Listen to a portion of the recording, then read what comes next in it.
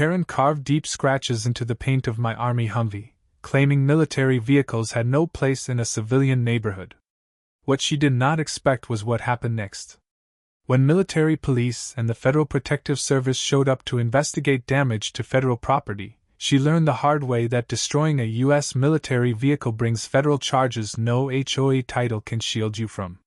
My name is Robert Hayes, and I am a staff sergeant in the United States Army Reserve, assigned to the 377th Transportation Company based in Richmond, Virginia.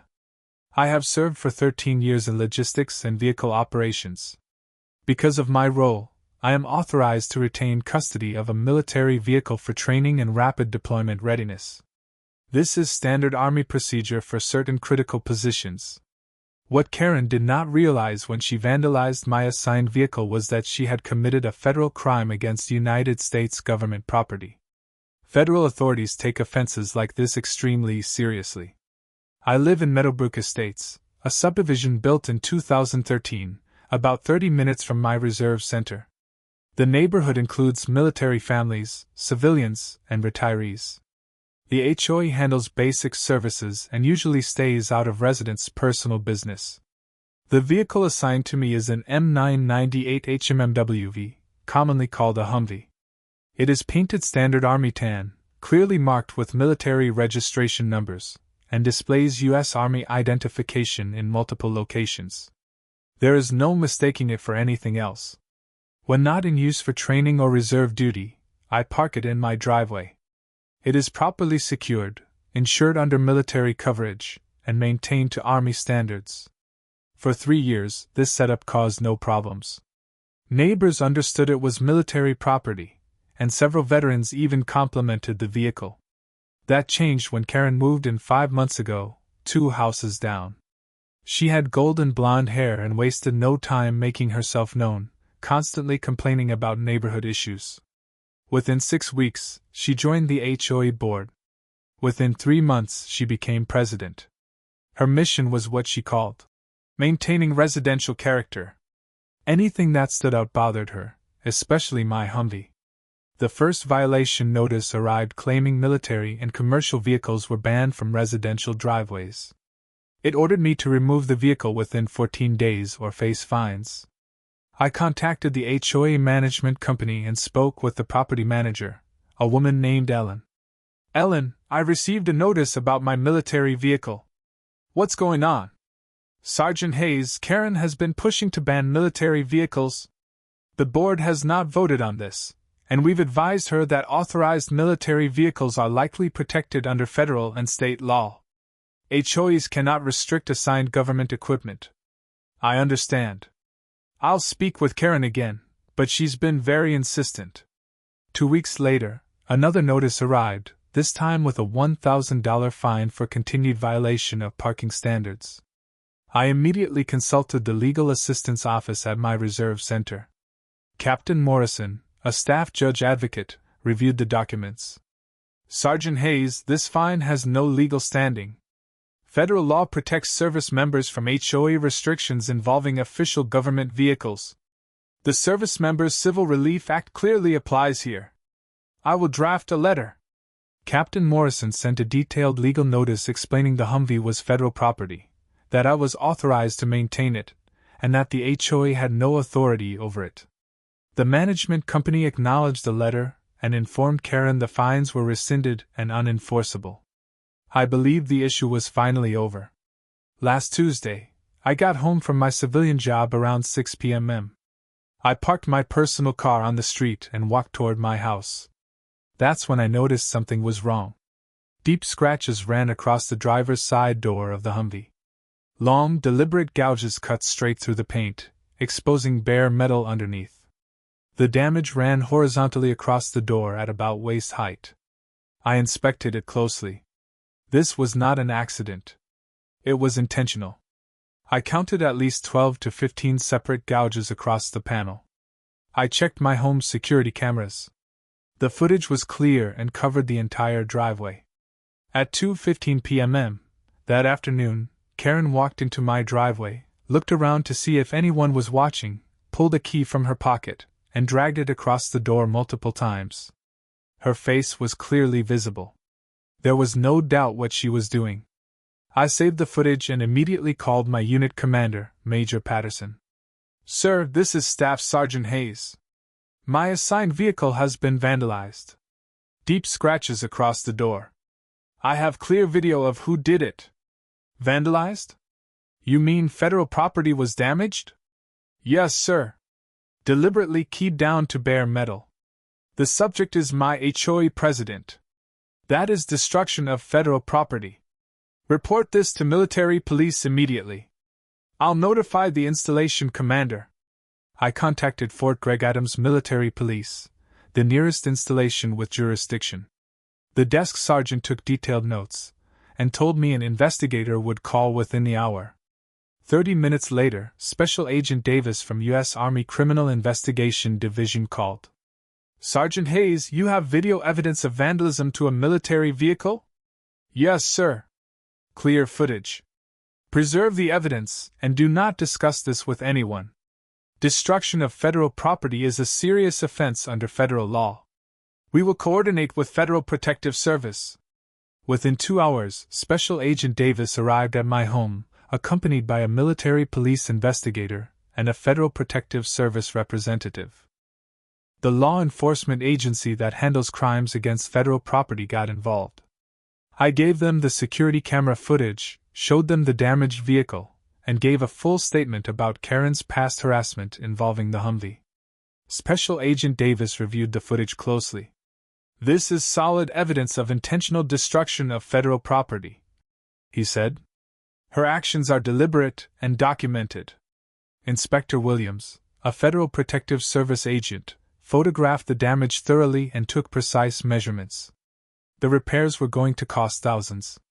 Because it's military vehicle paint requiring exact color matching, the restoration would run between $2,500 and $3,000. "What happens now?" I asked. "We will interview the subject and present all evidence to the U.S. Attorney's Office," Special Agent Davis replied. "Destroying federal property over $1,000 is a federal felony. With this video and the deliberate nature of the act, prosecution is highly likely."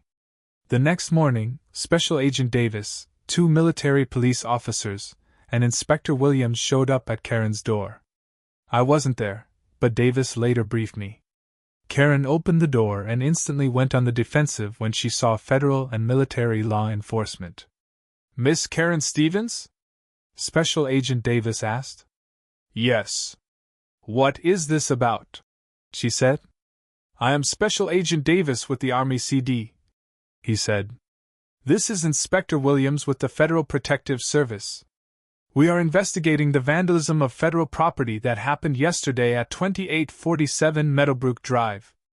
"I don't know anything about that," she replied. "We have security camera footage showing you deliberately scratching a U.S. Army vehicle with a key around 2:15 p.m. yesterday." "The footage is clear," Davis said. Karen went pale. "That vehicle doesn't belong in a residential neighborhood." "I was making a point," she said weakly. "Miss Stevens, by vandalizing federal property, you damaged a U.S. military vehicle. That is a federal crime," Davis stated. "I just scratched the paint. It's not a big deal," she said. Inspector Williams stepped forward. "The damage will cost roughly $3,000. Under federal law, destruction of government property over $1,000 is a felony, punishable by up to 10 years in prison and large fines. This is serious. You can't arrest me for scratching a car," Karen shouted. "It's not a car. It's federal military property assigned to a service member for official duties." "You committed a federal offense," Davis replied. Karen wasn't arrested that day but was ordered to appear at the federal building in Richmond for questioning. The investigation lasted 2 weeks while the U.S. Attorney's Office reviewed all the evidence. The video was damning. Karen's attorney reportedly told her there was no viable defense. The footage clearly showed deliberate vandalism of a military vehicle. Karen was formally charged under 18 U.S. Code Section 1361 for destruction of federal property. Because the damage was over $1,000, it was a felony. Her attorney tried negotiating a plea, but the U.S. Attorney's Office refused. The federal government does not tolerate deliberate vandalism of military property. The case went to federal court. Evidence included the video, damage assessments, my testimony about Karen's harassment pattern, and expert testimony on repair costs. The jury deliberated less than 3 hours before returning a guilty verdict. The federal judge sentenced Karen to 18 months in federal prison, 3 years of supervised release, and ordered her to pay $2,800 in restitution for repairs. During sentencing, the judge said, "Ms. Stevens, you deliberately damaged property belonging to the United States military. You acted out of personal animosity toward a service member maintaining authorized government equipment. Your actions show contempt for the law and those who serve our nation. Your sentence reflects the severity of your offense." The HOA board immediately removed Karen from all positions and issued a formal apology to me and the military community, clarifying that authorized military vehicles are welcome. A retired Marine Colonel, James, was elected new board president. He personally apologized and thanked me for my service. "Sergeant Hayes, what Karen did was disgraceful," he said. "This community supports military members, and we are embarrassed by her actions." Karen served 14 months of her sentence at a federal correctional facility.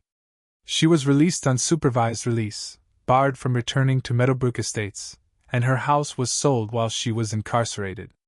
The Humvee was repaired at a military motor pool facility. The Army initially covered costs, but Karen's restitution reimbursed the government. The Humvee now looks as good as possible, scratches fully removed, paint perfectly restored. I still park it in my driveway, and no one has complained since Karen's conviction. Several neighbors even expressed appreciation for the visible military presence. This incident became a lesson at my reserve center. During a unit formation, Major Patterson highlighted it as a reminder to document everything. Federal property has serious legal protection, and following proper procedures can prevent a situation from escalating. Equipment assigned to you is federal property. Crimes against it are federal offenses. I often advise other reservists dealing with HOA issues to document everything, consult legal assistance immediately, and remember federal law protects military personnel regarding authorized equipment. The security camera that caught Karen's vandalism is still running, monitoring my driveway. I hope I never need it again, but I learned firsthand that documentation is everything. If you are a service member facing HOA harassment over authorized military equipment, share your story in the comments. Send this to any military personnel dealing with HOA issues, and remind them federal law protects their right to maintain assigned government property. Subscribe for more stories about people who learn that damaging federal property carries consequences far beyond local rules. Sometimes a vehicle you scratch out of spite turns out to be federal property, and your actions can follow you to federal court. Please subscribe, like, and share.